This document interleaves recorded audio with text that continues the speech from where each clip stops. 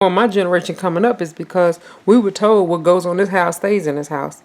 So we couldn't freely talk about things that were, happening in our household. So whether it was favoritism or, your mom and daddy fighting or whatever it was, we were not allowed to talk to, and be free enough to talk about that.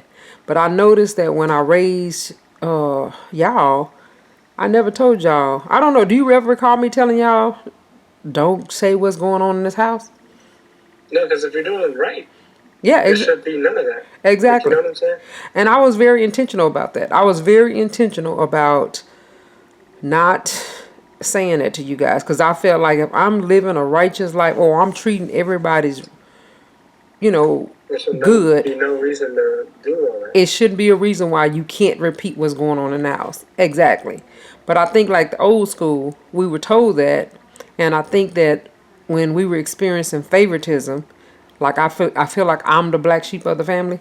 You know what I'm saying? Because even now, y'all seen, in these umpteen years that y'all weren't even in existence, but I've been dealing with this for so long, and you 19 years old, and y'all have seen it. You know what I'm saying? Like, so that many years, your 19 years plus the years before you were born, that I've been dealing with like favoritism and stuff like that. But I think parents need to really, really focus on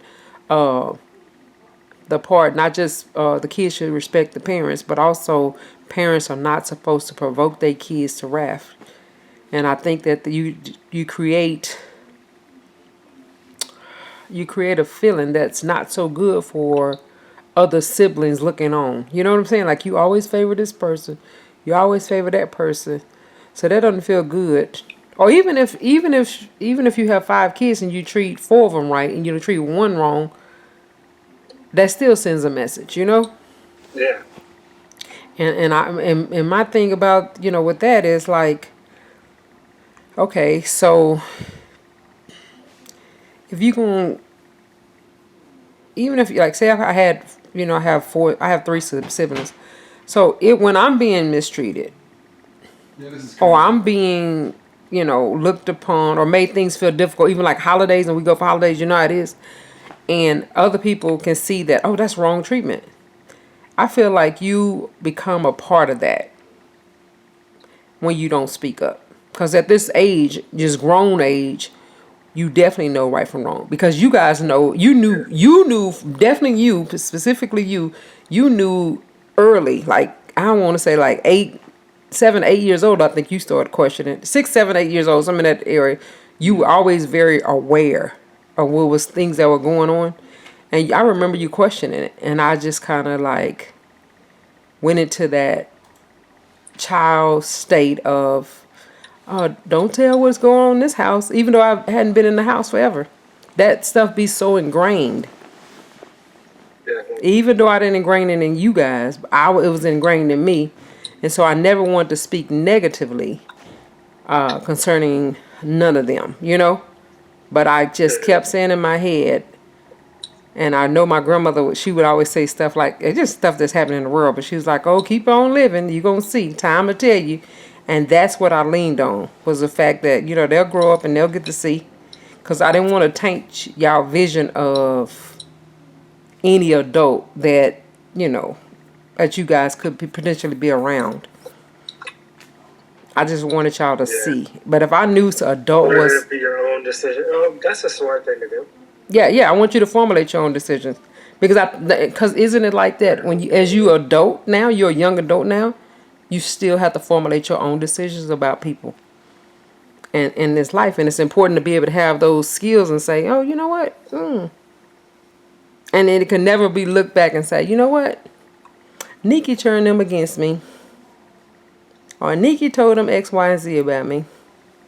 I had to give you information as you asked about information. That's just kind of how I parented with you guys. I didn't want to tell you too much too fast, but if you ask me, why is they treating you like this versus this treatment? You know what I'm saying? And some things, if I didn't have an answer to it, then I couldn't give you an answer. But the things that I did have an answer to, and you asked me a direct question, then I've always told you guys to be honest. Whether you guys choose to be honest or not, I've always told you to be honest. because truth is not. It's gonna always be. It's harder to keep up with a lie than it is to keep up with the truth, because you're gonna have to remember that lie. But if you stand on truth, it's a part of becoming an adult. It's for you a part of becoming a man, and a part of for your sister becoming a woman. Is to be able to stand on truth and know that nobody's gonna give you a spanking for being truthful, like for being who you are, like. And and when you look at life like that, then I think you can stand on truth and you can know that what God tells us to be truthful. And you comfortable with it. But I know that too is a growing up in your own, growing up for still a process until you get a certain age and you decide on who I want to be. And so y'all still young, and I think y'all still kind of balancing, who you gonna be in this world and how you gonna present yourself to the world. But I always tell y'all enough, because you have everything you need to make good decisions. You have everything you need to even just stand on truth, because truth. One thing about it is not gonna let you down when your intentions are pure. If you I can see if you were doing something like unlawful or something, yeah, and then people be like, oh, man, I want to tell. But you shouldn't be doing it. You see what I'm saying? Because it's gonna be found out either way. But to me, when you have to keep up with a lot of lies, then it's a lot of stress, and it's a lot of distrust, and people treat you and handle you differently too, versus just accepting you for who you are and respecting it. But yeah. So I don't know. I just I know they start talking about favoritism. And I know I've experienced that, and that's what the message was this morning. And I was like, But I never wanted y'all to feel that. I never wanted not one of y'all at one level any day, good or bad day. And I feel like all days are good because you're blessed to see it.